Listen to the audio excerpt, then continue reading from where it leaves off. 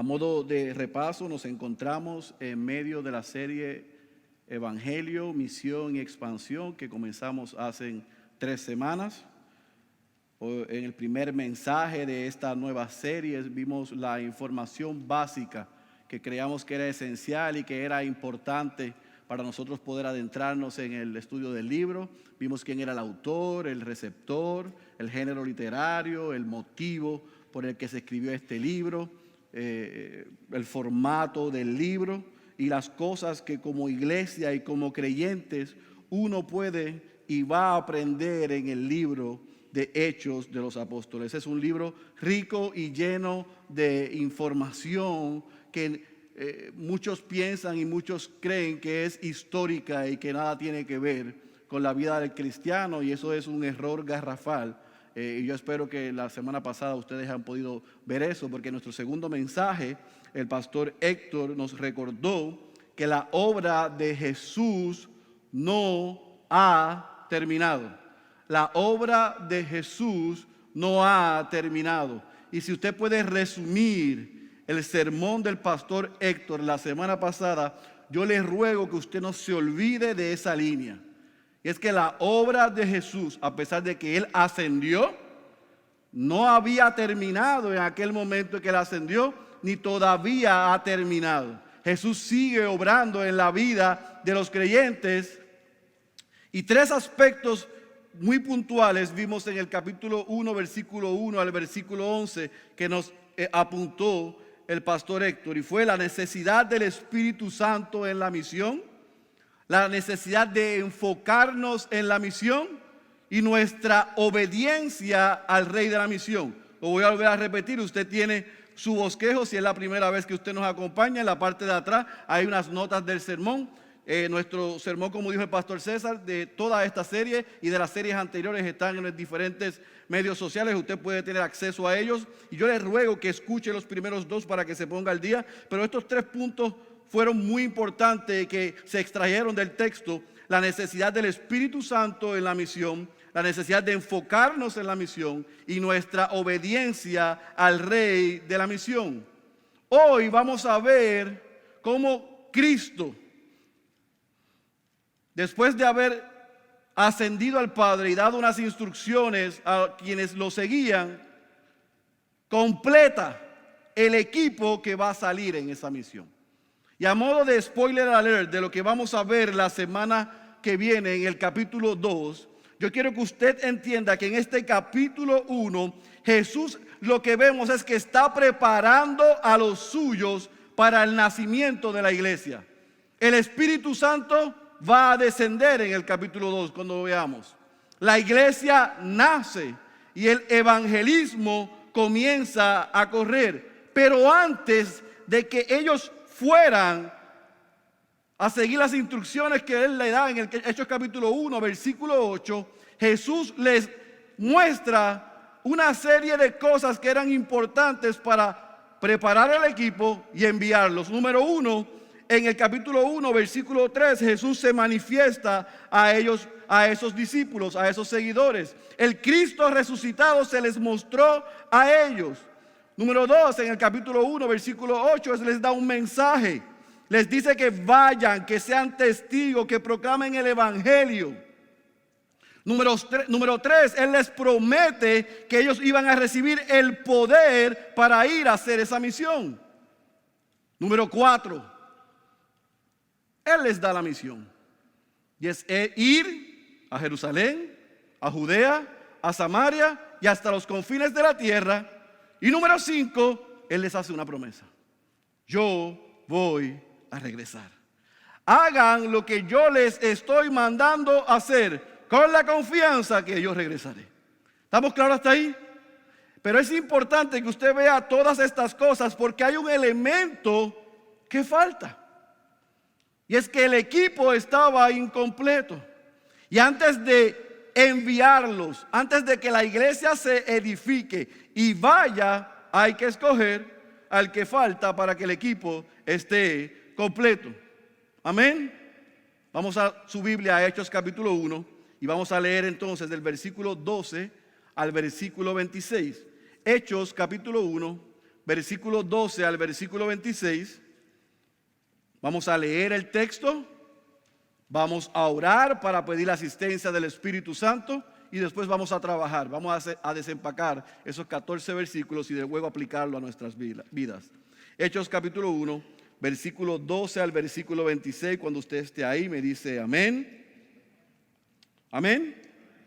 Entonces regresaron a Jerusalén desde el monte llamado de los Olivos, que está cerca de Jerusalén, camino de un día de reposo.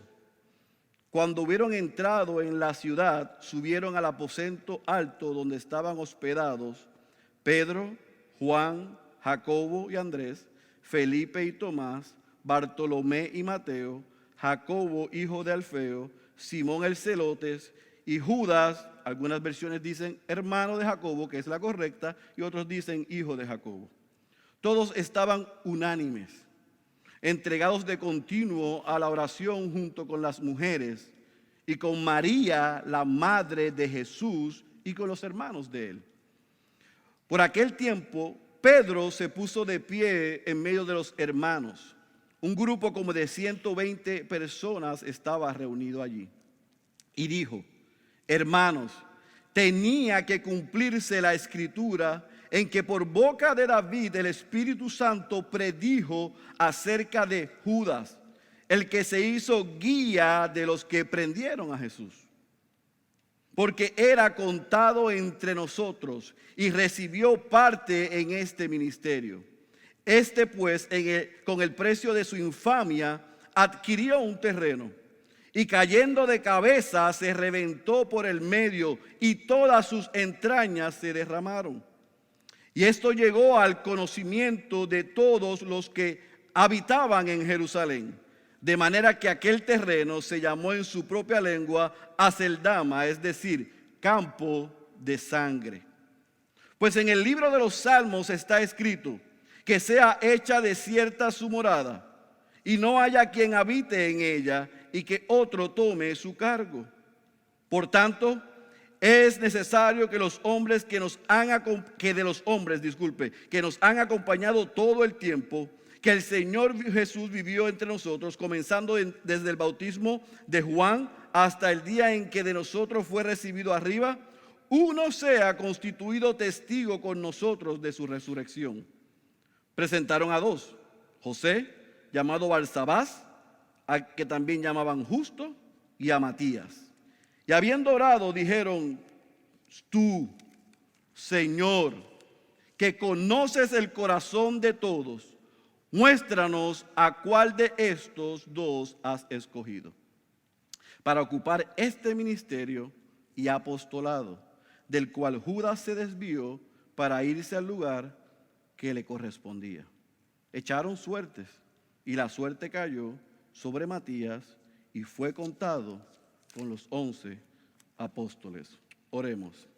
Padre, ayuda al predicador a que pueda ser fiel al texto y que tu Espíritu Santo nos dé el entendimiento para entender lo que acabamos de leer y aplicarlo a nuestras vidas. Que los tres grupos que estamos aquí representados en esta tarde podamos ser desafiados, ministrados por el poder de tu palabra. Eso rogamos en el nombre de Jesús. Amén. No pierda de perspectiva que Jesús le había dado unas instrucciones a aquellos seguidores. Lo vimos en el versículo 4, aquí en el capítulo 1. Lo vemos en Lucas capítulo 24, en el cierre del Evangelio según Lucas, versículo 49. Pero también lo vemos en Juan 16, versículo 7, cuando Jesús le dice a ellos: os conviene que yo me vaya, porque si no me voy, el Consolador no vendrá a vosotros. Pero si me voy, os lo enviaré. Esas fueron palabras de Jesús. Yo tengo que ir para que el Espíritu Santo venga a morar en ustedes. Por lo tanto, quédense en Jerusalén hasta que eso suceda. Eso lo vimos la semana pasada. Él les dio unas instrucciones y les dijo: van a recibir poder del Espíritu Santo, pero tienen que permanecer en Jerusalén. El versículo 12 al versículo 14 que acabamos de leer nos muestra que ese grupo de creyentes, de discípulos y de seguidores de Jesús fueron obedientes. Ellos salieron del Monte de los Olivos. Recuerde que esta carta está dirigida a un tal Teófilo. Lucas está siendo descriptivo, explicando información que probablemente Teófilo no tenía idea de las áreas geográficas, y él da algunos detalles para que él entienda y se pueda ubicar en lo que está sucediendo, en lo que sucedió. Y él le dice: salieron del Monte de los Olivos, donde allí nosotros fuimos testigos, donde Jesús ascendió, y entonces se dirigen hacia Jerusalén. Y llegan a Jerusalén y llegan a una casa y ellos suben al aposento alto. En aquella época, la mayoría de las casas tenían un salón muy grande donde la gente se reunía y tenía comunión y participaba de la oración. Y en ese aposento alto nos dice estos 3 versículos que ellos esperaron, se estaban preparando para lo que iba a acontecer. Eso sucedió en un periodo de 10 días. Después de la ascensión de Jesús, ellos estuvieron 10 días. No significa que ellos permanecieron en esa casa, en ese aposento alto, todos los 10 días. No significa eso. Algunos entienden que ellos oraron allí, pero también que fueron al templo. Lo importante de esto, y lo que yo quiero resaltar y lo que yo quiero que nos llevemos en este día, es la obediencia a las instrucciones de Jesús. Él les dijo: vayan a Jerusalén y esperen que suceda lo que yo les prometí. Y ellos fueron a Jerusalén y esperaron que sucediera lo que Jesús prometió. ¿Quiénes? ¿Quiénes esperaron eso? Lucas es descriptivo y nos da los nombres de cada uno de los discípulos de Jesús: Pedro, Juan, Jacobo y Andrés, Felipe y Tomás, Bartolomé y Mateo, Jacobo hijo de Alfeo, Simón el celote, no dije el feo, dije Alfeo, Simón el celote y Judas, hermano de Jacobo. Ese era el grupo de los 11. Pero fíjese que Lucas narra y nos deja saber que había un grupo de personas adicionales. Y él dice: ¿quién? Las mujeres. ¿Cuáles mujeres? Todas las Marías que seguían a Jesús. Yo fui pastor por 8 años en Oklahoma y tenía tantas Marías que a veces pensaba y entendía a Jesús. Tenía a María Elvira, María Alvarado, María Esther, María Bravo, María Lupita, y tenía tantas Marías que me identificaba con Jesús. Pues Jesús tenía muchas Marías que le seguían. Esas mujeres tomaron el cuerpo, le colocaron especies. Esas mujeres fueron testigos en la resurrección de Jesús, y esas mujeres eran discípulas de él. Estuvieron en su ministerio, estuvieron y participaron después de su muerte y fueron testigos de su resurrección. Pero note por favor un detalle que nos da Lucas. No solamente dicta las mujeres, María y Marta, María Magdalena, María la esposa del otro, hay muchas Marías. Pero él dice también María, la madre de Jesús, y sus hermanos. Y sus medios hermanos. Y de esos medios hermanos destacamos a 2. Judas, y no el Iscariote que vamos a ver hoy, no Tadeo, el que está dentro de los discípulos. Judas, su medio hermano, quien escribió más adelante la epístola que lleva su nombre, una carta general que estudiamos con el pastor Héctor y el pastor César hace unos meses atrás. Y Santiago, su otro medio hermano, que más adelante escribe la epístola que se conoce como la epístola de Santiago a los cristianos que están en la dispersión. ¿Por qué esto es importante y resalta Lucas esto? Porque antes de que Cristo resucitara, los medios hermanos de Jesús no creyeron que Jesús era el Dios encarnado. Ellos hasta se burlaron de él. Pero cuando Jesús resucitó, bueno, me voy a reservar lo que iba a decir. Después que vieron a Jesús resucitado, creyeron. Y ahora estaban dentro del grupo que estaba obedeciendo las instrucciones de Jesús, esperando que suceda lo que Jesús dijo que iba a suceder. Pero yo quiero hacer algo porque creo que es importante. Y es regresar ahí al versículo 14. Porque el texto, yo no estoy hablando ni inventando algo que el texto no dice. El versículo 14 nos dice que todos estaban unánimes, entregados de continuo a la oración, junto con las mujeres y con María, la madre de Jesús, y con los hermanos de él. Noten el versículo 14 que dice que todos estaban unánimes orando. No dice que le estaban orando a María. Dice que María estaba orando con ellos. O sea que María, igual que el resto de los discípulos y seguidores de Jesús, por primera vez en la historia le están orando al Señor de señores, al Rey de reyes, a Jesucristo. El texto dice eso. No dice que estaban orándole a María. Dice que María estaba con ellos orándole en comunión y unánimes.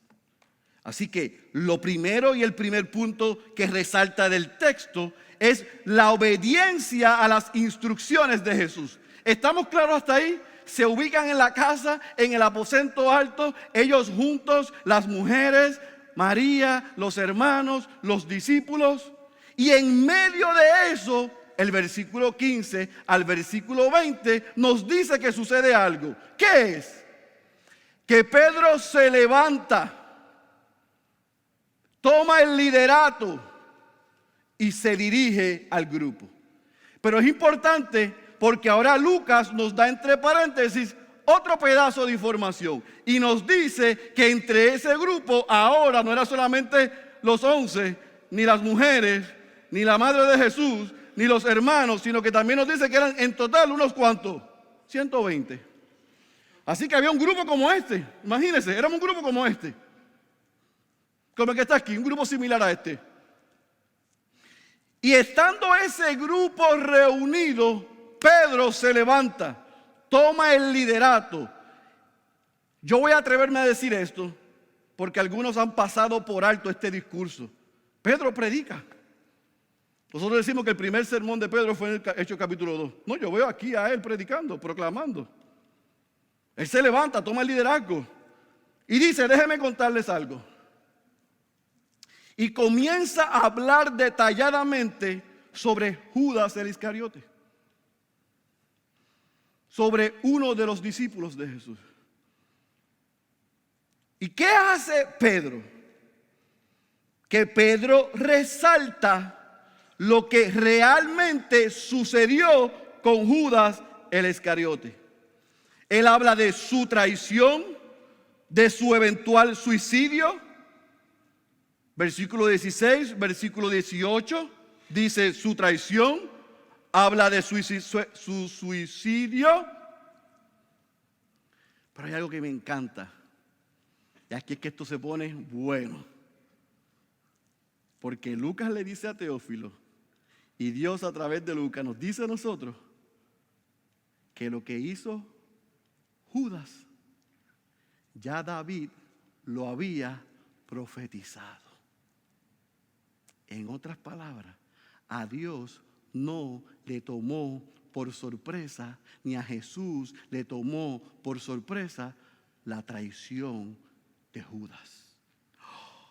¿Qué? Cuando Pedro estaba diciendo y narrando esto, habían dentro de los 120 algunos que se estaban preguntando, pero Jesús no dijo, y lo puede ver en Mateo capítulo 19, versículo 28, que se sentarían 12 tronos a juzgar a las 12 tribus de Israel. Mi papá decía que 2 más 2 es 4, aunque lo diga un loco. Y aquí hay 11. Aquí falta 1. No pueden haber 12 sentados en el trono para juzgar a las 12 tribus de Israel. Comenzaron a especular entre ellos. Yo creo que aquí Jesús se equivocó. Yo creo que Jesús estaba equivocado. Yo creo que Jesús se le olvidó sumar. Le falló el cálculo. ¿Y ahora quién podrá defendernos? Pero Pedro dice: amados, el plan de Dios no falló. Dios no se equivocó. A Dios nada le toma por sorpresa. No falló el plan de Dios. El plan de Dios incluía a Judas, al impío, al traidor. Y él dice: les voy a mostrar que lo que Judas hizo no se salió del plan de Dios, porque en el versículo 20, usted lo puede leer, dice: que sea hecha desierta su morada y que no haya quien habite en ella, y que otro tome su cargo. Salmo 69, versículo 25, Salmo 109, versículo 8, son 2 referencias a lo que Pedro estaba diciendo que Judas hizo, que había sido ya profetizado por David. Se lo voy a decir en arroz y habichuela. Pedro, inspirado por Dios, aclara las dudas de los que estaban allí. Y apunta a que David, inspirado por el Espíritu Santo, no lo digo yo, lo dice el texto, lo dijo Pedro. Pedro dice: David, inspirado por el Espíritu Santo, dijo, profetizó que Judas iba a hacer esto. Así que aquellos grupos, los 11 discípulos, los 10 discípulos que estaban allí con él, las mujeres, la madre de Jesús, los hermanos de Jesús, y en ese grupo de 120 escucharon que el plan perfecto de Dios estaba incluido, que Judas iba a traicionar a Jesús. O sea, que Dios está en control de todas las cosas, que Dios es soberano y que nada se escapa de su mano. El versículo 17 dice que Pedro dice que Judas era contado entre nosotros, pero Judas no era de ellos. Judas nunca fue convertido. Judas nunca fue un creyente. Jesús dijo en Juan capítulo 6, versículo 64, y en el capítulo 6, versículo 70, 71, escuche esto: pero hay algunos de vosotros que no creéis. No es que no iban a creer, es que no creían. Porque Jesús sabía desde el principio quiénes eran los que no creían y quién era el que le iba a traicionar.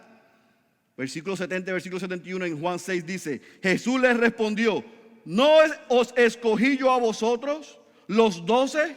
Y sin embargo, uno de vosotros es un diablo. Y él se refería a Judas, hijo de Simón Iscariote, porque uno de los 12, le iba a entregar. En otras palabras, Jesús usó a un impío, a Judas, para que se cumpliese el plan redentor del Señor. ¡Wow! Dios es soberano y decreta todas las cosas desde antes de la fundación del mundo. Y el que no quiera creer eso, no ha entendido lo que es la Biblia y la palabra de Dios. El arrepentimiento de Judas, dicen algunos: pastor, pero usted no leyó que Judas se arrepintió. Así algunos me han dicho eso. Judas se arrepintió después que él sabe que Jesús y ve a Jesucristo crucificado. Él se arrepintió. Bueno, algunas versiones dicen se arrepintió, otras dicen que le dio remordimiento, que son 2 cosas diferentes. Pero yo voy a usar la palabra arrepentimiento por beneficio de duda. Vamos a suponer que él se arrepintió, ¿verdad? Pero ¿sabe de lo que se arrepintió? Dice el texto. Déjeme ser fiel al texto para que no digan que el pastor Félix está inventando. Mateo capítulo 27, versículo 3. No tengo tiempo, pero escriba esto en sus notas, en su bosquejo, y léalo después. Dice que Judas se arrepintió, dice algunas versiones, otras dicen remordimiento, y hasta que devolvió el dinero que le dieron por entregar a Jesús. Pero si usted sigue leyendo en el versículo 4, nos dice que él se arrepintió porque traicionó a un hombre inocente, no porque entregó a Dios encarnado, al Hijo de Dios. Son dos cosas diferentes. ¿Está conmigo? Lo que a él le dio remordimiento y lo que él dijo, ¡ay, diantre, mira lo que yo hice! Ese hombre era inocente. No, ese hombre era el Hijo de Dios. Ese hombre era Dios mismo hecho hombre. Por eso es que el arrepentimiento de Judas jamás fue para salvación. ¿Tú sabes lo que la vida de Judas me da? Porque mira, hay gente que ha hecho tesis y estudios. Y en el primer siglo, Judas era el punto de toda la ira de los religiosos. A Félix Cabrera, lo que le da a Judas son dos cosas. Dos cosas. Lástima y me sirve como advertencia. Que yo puedo estar cerca de Jesús y a la misma vez muy lejos de Él. Yo puedo estar hablando de Dios y estar lejos de Dios. Por eso es que ese hombre me da lástima. Porque ese hombre puede estar aquí entre nosotros. Ese hombre puedo ser yo. Dios me ayude que no sea así. Ese hombre a mí me da lástima. La vida de Judas es una tragedia. Pero ¿sabe qué? Que 2000 años después, la vida de otros es otra tragedia como la de Judas. Igualito que él. Hablan de Dios, pero su corazón está lejos de Él. Así que ese es el panorama que nos encontramos. El grupo de 120 reunidos, orando, esperando por 10 días, que se celebrara Pentecostés, que el Espíritu Santo descendiera, que ellos fueran empoderados para cumplir la misión que se les envió. ¿Quiénes estaban allí? Los 11, las mujeres, María, los hermanos de Jesús. Pedro se levanta, inspirado por Dios, explica lo que sucede con Judas, dice que no le tomó por sorpresa a Dios, que Dios es soberano, y mire lo que hace un líder. Versículo 21 y versículo 22 le dice, es necesario que se escoja al que tome el cargo de Judas, al número 12. Es necesario que entre nosotros se escoja al número 12. Y aquí yo me quiero detener porque Pedro da, y esto es importante, si usted no tiene bolígrafo ni lápiz ni tiene nada, vaya después a la página en SoundCloud, Spotify, iTunes y todos los demás canales. Pero yo quiero que usted use estos elementos que nos da el texto para filtrar a los apóstoles. Porque Pedro dice las condiciones y los requisitos para escoger un apóstol. ¿Cuáles son? Número 1, versículo 21 y versículo 22, parte de arriba, dice: tiene que haber sido partícipe, haber sido enseñado por Jesús en su ministerio desde su bautismo hasta su ascensión. Primer requisito para ser apóstol, haber sido enseñado por el Cristo mismo, haber sido partícipe de su ministerio. Y número 2, dice el versículo 22, parte baja, tiene que haber sido testigo ¿de qué? De su resurrección. ¿Estamos claros? Hay un tercero, pero no me quiero adelantar, se lo digo más adelante porque el texto no los da. Pero los primeros 2 requisitos para ser un apóstol es, tiene que haber sido partícipe. Otras versiones modernas dicen enseñado por el mismo Jesús en su ministerio terrenal. Yo sé lo que está pensando, pero Pablo no fue partícipe del ministerio de Jesús. Él es un apóstol que fue testigo del Cristo resucitado, y el tercer requisito que se lo voy a decir ya mismo, así que él es un caso aparte. Pero de estos tenían que haber participado del ministerio de Jesús y haber sido testigos de su resurrección. Y el apóstol Pedro está diciendo, dentro de nosotros tenemos que escoger a uno que cumpla con estas dos condiciones. ¿Estamos claros? ¿Sigue la trayectoria? ¿Están conmigo, sí o no? Por lo tanto, ahora sí me puede citar. Yo asumo toda la responsabilidad. Si usted conoce a un pseudoapóstol el día de hoy, de esos que salen en enlace y que tienen jets privados y que tienen escuderos y que se denominan y autodenominan como apóstoles, yo quiero que usted a nombre mío le pregunte si ellos fueron partícipes físicamente del ministerio de Jesús. Dígale, mire, el pastor Félix tiene una encomienda para usted. Él quiere saber si usted fue partícipe del ministerio de Jesús. Si usted fue enseñado por el mismo Jesús. Dice, no, caramba, tú sabes que eso es imposible. Segundo requisito. ¿Cuál es? ¿Usted vio al Cristo resucitado? Yo sé lo que le voy a decir. Yo tuve un sueño y se me apareció Jesús y yo soy el otro abortivo. No es que se le apareció un sueño. Es que ella ha estado presente cuando Cristo resucitó y pasó 40 días con su gente. Y en el caso de Pablo, que se le haya aparecido y le haya hablado y le haya dado instrucciones al apóstol Pablo. Como ninguno de esos dos requisitos, nadie en este día los puede cumplir, nadie puede llamarse apóstol. Nadie. Nadie. Nadie. Nadie. No lo digo yo, lo dice el texto. Hay un tercer requisito para ser apóstol. Y el versículo 23 al versículo 26 nos los va a mostrar en la elección de Matías. ¿Por qué? Voy a ver otra vez, y perdone si a usted no le gusta, yo tiendo a hacer esto. Quiero ir diciendo puntos y regresando atrás para que sigan la línea de pensamiento que yo estoy dando.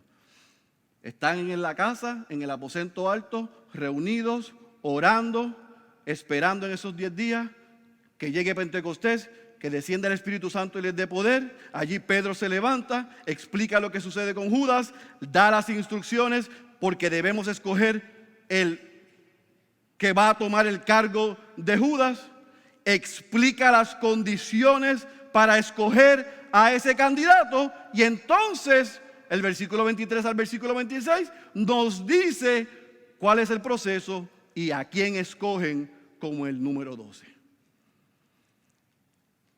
¿Y qué es lo que hacen? Que cuando Pedro termina su discurso, ellos, esos 120 o aproximadamente 120 que habían allí, escogen a 2 hombres que evidentemente cumplían los requisitos que él acababa de decir.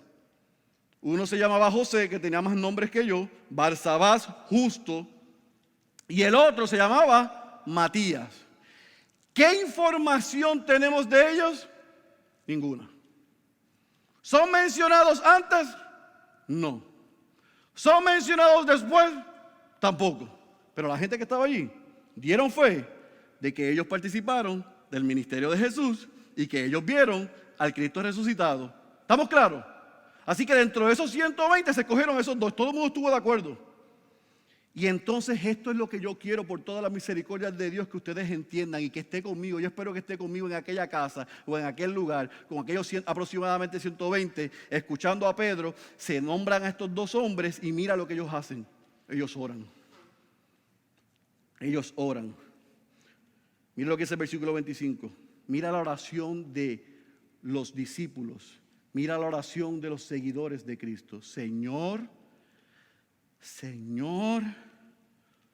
muéstranos cuál de los 2 que dice ahí has escogido tú para ocupar este ministerio y este apostolado. Por lo tanto, gente amada, el tercer requisito para ser apóstol no solamente es participar del ministerio de Jesús, haber visto al Cristo resucitado, sino que el tercer requisito es ser escogido por el mismo Señor. Y yo sé lo que ustedes están pensando. Se quedó en el versículo 25, pero el versículo 26 y 27 dice que ellos echaron a suerte. Hicieron un bingo allí para escoger al muchacho. No hicieron un bingo, mi gente amada. Lo que se conoce como suerte no es con dinero, no son apuestas. Era un método, y lo ven en el Antiguo Testamento, en Levítico capítulo 16, versículo 8, Josué capítulo 14, versículo 2, Primera de Samuel 14, versículo 41 y versículo 42, Nehemías capítulo 10, versículo 34, capítulo 11, versículo 1 y Proverbios 16, 33. Era un método que ellos utilizaban para decidir, para elegir, después de haber orado y consultado a Dios. Presten bien esos dos bolígrafos, chicos. Este y este. Este es más grande que este, ¿verdad? Probablemente echaron en una canasta y dijeron: Señor, muéstranos el que tú quieres que sea el próximo apóstol, el número 12. Y dijeron: Matías y José. Lo echaron y probablemente salió el más grande. Yo no sé, no lo dice ahí, estoy dándole un ejemplo de lo que significa la suerte. Había un método utilizado para que después de haber orado, el que saliese, ellos confiaban que había sido escogido ¿por quién? Por Dios, no fue al azar. ¿Me entendieron? Hay una gran diferencia. Hazte una peseta aquí a ver qué pasa. Va, cruz. Él va tú. No, esto no fue así. Ellos oraron y siempre en el Antiguo Testamento esa era la costumbre. No estoy diciendo, por favor, no vaya a salir por ahí. Ya yo sé, por fin descubrí después de tanto tiempo. Escogieron el paguito más grande y el paguito más pequeño para escoger a Matías. No, le estoy dando un ejemplo. ¿Por qué yo sé que era un método y no era la única manera? Porque Proverbios capítulo 16, versículo 33 dice: la suerte se echa en el regazo, mas del Señor viene toda decisión. Nosotros oramos, le presentamos a Dios nuestras peticiones, tenemos que escoger el número 12, vamos a usar el método que siempre se ha usado y que se usó hasta ahí. Porque quiero hacer la salvedad que ese método se usó hasta ahí. Se había usado hasta después de la muerte de Jesús para las ropas de él. Pero hasta ahí, hasta el capítulo 1, nosotros vemos ese suceso. Después del capítulo 2, que desciende el Espíritu Santo y viene a morar el Consolador, ya hay dirección en la vida del creyente. Pero hasta ahí, oraban a Dios y hacían esto. Pero cuando salió Matías, yo no veo en ningún relato que José dijo: esto fue una conspiración. Yo sabía que Matías iba a salir porque Pedro estaba a favor de él. No, escogieron a Matías porque sabían que Matías había sido escogido por Dios. Yo no conozco a José, pero yo quiero conocerlo cuando estemos en el reino. Porque él dijo: amén. Siguió como seguidor, como discípulo, como creyente, y respaldó y respetó a los 12 y respaldó y respetó a Matías. Por eso es que nosotros debemos tener cuidado, mis queridos hermanos, con aquellos siervos del Señor que realmente son siervos del Señor. Porque probablemente a nosotros no nos gusta, o no se parece a nosotros, o no cree que sabe como yo sé. Pero si fue escogido por Dios, está siendo capacitado por el Señor, yo debo orar por ellos.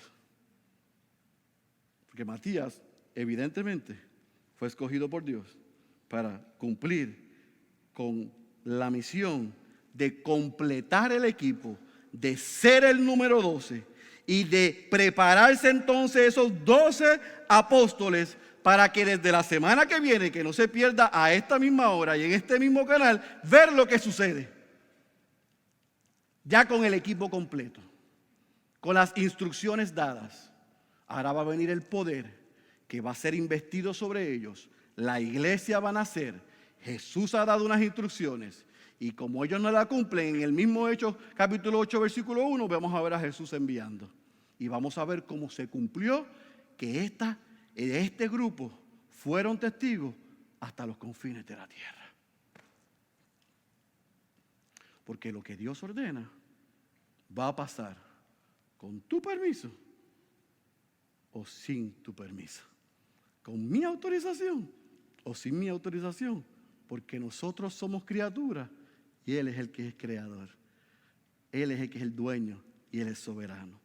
Y eso es lo que yo quiero que ustedes se lleven de aquí en este mensaje. Porque en estos 12 versículos hay mucho que aprender.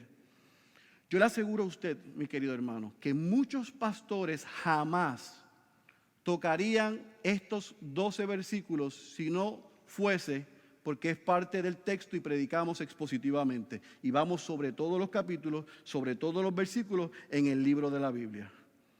Porque yo he escuchado a hombres decir, en esos 12 versículos, no hay nada que enseñar.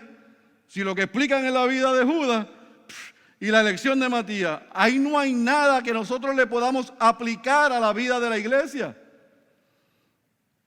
Eso es una mentira garrafal, porque en esos 12 versículos hay al menos 4 cosas que usted y yo nos podemos llevar en esta mañana. 4 cosas. Número 1, que nosotros debemos ser obedientes al Señor. Como creyentes, nosotros debemos ser obedientes, sumisos a lo que Dios nos ordena. Debemos confiar, debemos descansar, que Dios hará lo que Él ha prometido que va a hacer. Si Dios dice y Dios dijo, si Dios ha dicho en su palabra que en el mundo tendremos aflicciones, pero confía que Él ha vencido al mundo, usted puede creer que Él ha vencido al mundo. Si Él te dice, si estás cargado, si estás cansado, te puedes acercar a mí y yo te haré descansar. Usted se puede acercar a Él, que Él le hará descansar. Todas las promesas de Dios aquí son sí y son amén. Si Dios ha dicho que va a hacer algo, Dios lo hará. Dios no va a hacer lo que nosotros queremos que Él haga. Dios va a hacer lo que Él ha dicho que va a hacer. El trabajo de nosotros es someternos, ser obedientes y descansar en Él.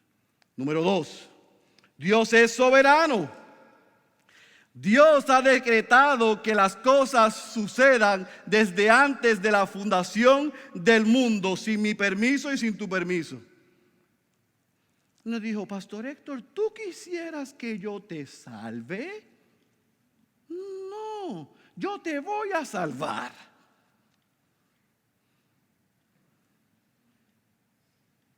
Porque hay veces que yo quiero que Dios me sane. Y Dios no me quiere sanar físicamente. Pero posiblemente usa la enfermedad para salvarme y pasar por el resto de la eternidad sin esa enfermedad. Así que como Dios es soberano, lo que Él dice y lo que Él ha decretado que suceda, va a suceder y nada ni nadie se puede oponer. Así que nosotros no tenemos fuerza ni autoridad en mi palabra para decirle a Dios, yo cancelo este espíritu de enfermedad. Tú no cancelas ni yo cancelo nada porque no tenemos fuerza ni autoridad. Yo decreto que ese carro se me va a dar, que esta sierva va a ser mía, que ese trabajo es mío. No, usted no tiene fuerza ni para salvar un mosquito. ¿Qué está declarando y decretando? Usted y yo lo que podemos hacer es, como dijo Santiago, mañana iremos y mañana haremos si Dios quiere. Es mi voluntad sometida a su voluntad. Él es soberano, yo no. Él es creador, yo soy criatura. Él es independiente y nosotros codependientes a Él. Número 3, sí, Dios escoge. Y si usted tiene duda, en esta porción yo espero que usted le haya demostrado que Dios es que escoge a sus siervos para que les sirvan. Usted sabe que las estadísticas dicen, y yo tengo muchos estudiantes de seminario aquí, yo espero que Itamar me ayude en el carro y le traduzca esto a ellos porque es importante. Las estadísticas dicen que muchos de estos muchachos, de los que están en el seminario, cuando salen del seminario y de la universidad y entran al ministerio, no duran los primeros 5 años. El 80% renuncia después de los primeros 5 años. ¿Sabe por qué? Porque se llamaron a sí mismos, no fueron escogidos ni llamados por Dios para el ministerio. Por eso fracasan. Por eso es que tenemos tanto turnover y ciclo de gente entrando y saliendo del ministerio. Porque tienen una idea romántica del ministerio. Se trata de hacer, no son.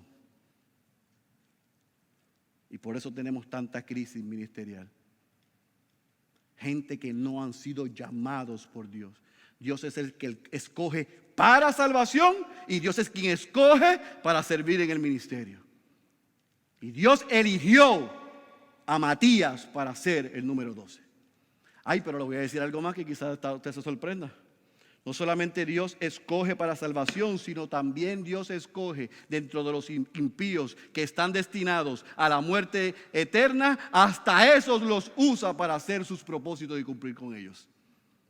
Porque Dios es soberano, porque Dios tiene control de todas las cosas y porque Dios hace lo que quiere para que su propósito se cumpla. Y por último,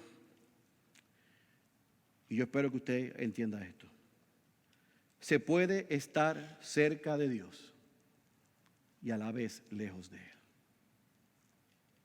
Judas vivió con Jesús, sirvió con Jesús,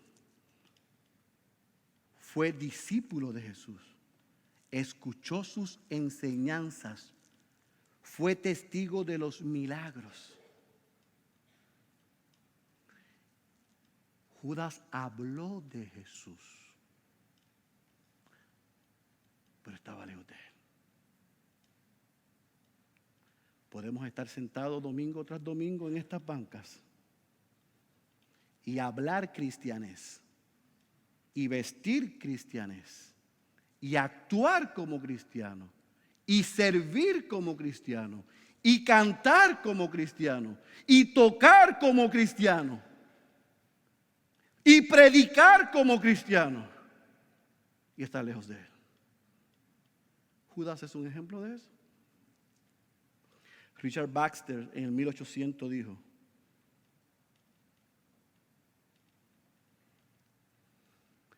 hay pastores predicando la palabra de Dios y su corazón está lejos de Dios. Cuidado que tú y yo estemos o seamos como Judas. Miguel Núñez, el pastor Miguel Núñez, dice algo que a mí me encanta. Él dice: hay algo peor que ser un no creyente, un no cristiano, y es creer que lo eres cuando en realidad no lo eres. Ser un no creyente es malísimo, es trágico, porque estás destinado a la muerte eterna. Pero es peor vestir, actuar, hablar y servir como un cristiano cuando no lo somos. Eso es peor. Y Judas es un ejemplo de eso. Así que para cerrar, yo quiero enviar un mensaje a 3 grupos que estamos representados aquí. Número 1, si tú y yo somos cristianos, si hemos nacido de nuevo, si estamos practicando la obediencia, podemos confiar, descansar y aprender en estos 12 versículos que hay bendición en obedecer a Dios. Dios bendice a aquellos que son obedientes y se someten a su voluntad. Si tú has nacido de nuevo, si tú puedes decir que tú amas lo que Dios ama, que tú odias lo que Dios odia, que tú tienes pasión por Dios, por su palabra, por servirle, por glorificarle. Si tú lo único que tienes es a Dios y te has dado cuenta que es lo único que necesitas y tienes hambre y sed de justicia, sigue siendo obediente y sigue sometiéndose a su voluntad. Ahora, aquí hay un segundo grupo. Y son esos cristianos que, como muy bien dijo el pastor César, y está descrito en nuestro boletín, son cristianos nominales, culturales. O sea, cristianos de nombre, pero sin frutos. son esos que dice Primera de Juan, que practican el pecado y no pueden decirse ni llamarse a sí mismos cristianos porque no han nacido de nuevo. Porque aman el mundo, practican el pecado y de vez en cuando vienen a la iglesia para calmar la conciencia. Porque tienen remordimiento.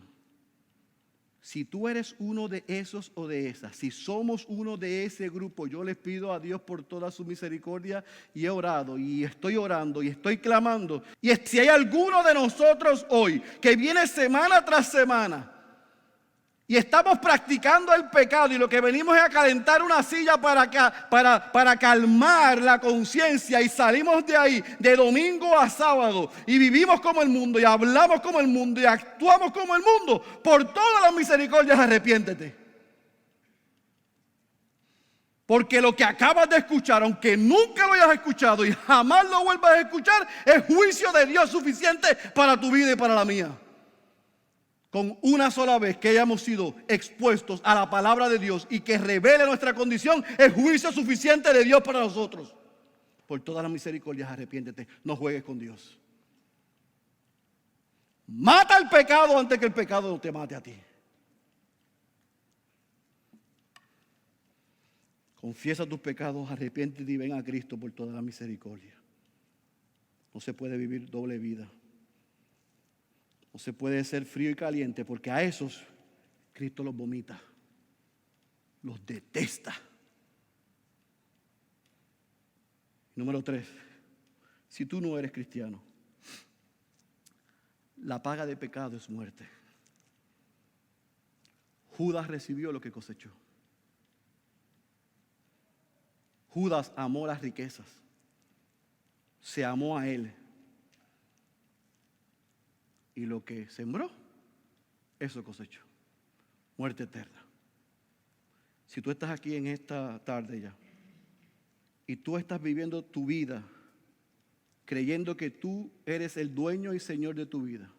Si yo vivo mi vida creyendo que yo soy el señor y dueño de mi vida, yo quiero que tú y yo sepamos que el juicio de Dios está sobre nosotros. Que la ira de Dios está contra nosotros. Que Dios está airado todos los días con nosotros. Pero Dios se hizo hombre en la figura de Jesús para que Jesús viniese a este mundo y viviese la vida que ustedes ni yo podemos vivir y recibiéramos la muerte que todos los que estamos aquí merecemos, con el fin de que cuando usted y yo escuchemos lo que Él hizo, nos podamos arrepentir de nuestros pecados, confesar a Jesucristo como nuestro Señor, como nuestro Salvador y tener acceso a la vida eterna. Y ahí en ese momento Él toma todos nuestros pecados, pasados, presentes y futuros, y los echa al fondo de la mar. Y somos una nueva criatura y somos parte del equipo completo. Que Dios tenga misericordia de cada uno de los que estamos aquí. Si somos creyentes, mantengámonos obedientes, sumisos a la voluntad de Dios y descansemos en Él. Si tú hoy reconoces que eres un cristiano de nombre, que hiciste una oración cuando tenías 13 años, 8 años, 20 años, pero vives de espaldas a Él y practicas el pecado como el hijo o la hija del vecino, arrepiéntete hoy.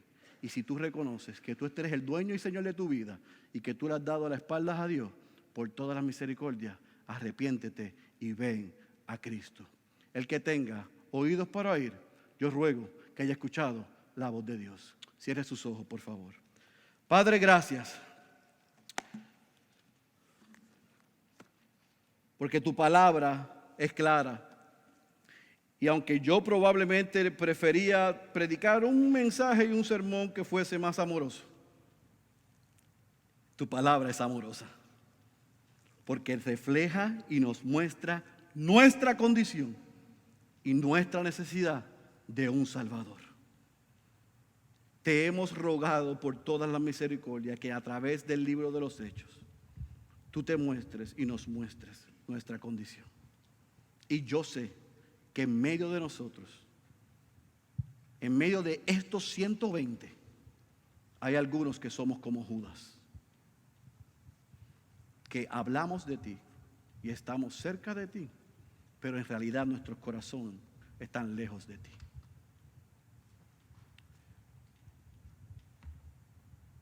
Espíritu Santo, quita la venda de nuestros ojos y danos un corazón para creer, y que hoy podamos confesar nuestra pudrición espiritual, la condición tan asquerosa de nuestra alma y nuestra necesidad de un Salvador. Hoy reconocemos que estamos viviendo de espaldas a ti, que nos estamos burlando de ti, que en la semana estamos viviendo y hablando como el mundo, y que venimos muchos aquí hoy a calmar nuestra conciencia. Por toda la misericordia, destruye esa arrogancia, ese orgullo y esa soberbia, y haznos humildes para hoy reconocer nuestra necesidad espiritual y nuestra necesidad de un Salvador. Entre un cristiano nominal y un no creyente, realmente no hay ninguna diferencia. Ambos están destinados a la muerte eterna, pero uno cree que es salvo, el otro reconoce que no. A ambos hoy, humíllanos, a ambos perdónanos. Que hoy sea el día de salvación, que podamos reconocer que en Cristo hay esperanza, que por ese glorioso evangelio, ese glorioso intercambio, tú tomaste nuestro lugar, oh Cristo, y recibiste la ira del Padre para que nosotros recibiéramos tu justicia, tu gracia, y obtuviéramos misericordia. Que ninguno salga por esas puertas hoy sin reconocer su gran necesidad, que es la de un Salvador. Y aquellos que estamos en ti, que somos tus hijos y tus hijas, que podamos salir por esa puerta hoy creyendo, confiados que ser obedientes a ti trae grande bendición y gran recompensa. En tu tiempo, no en el nuestro.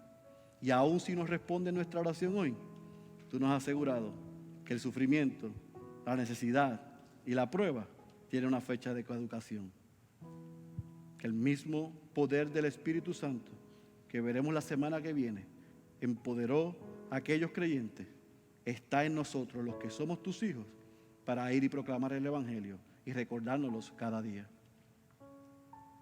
Padre, gracias por tu palabra y gracias por Jesucristo. En el nombre de Jesús. Amén, amén y amén.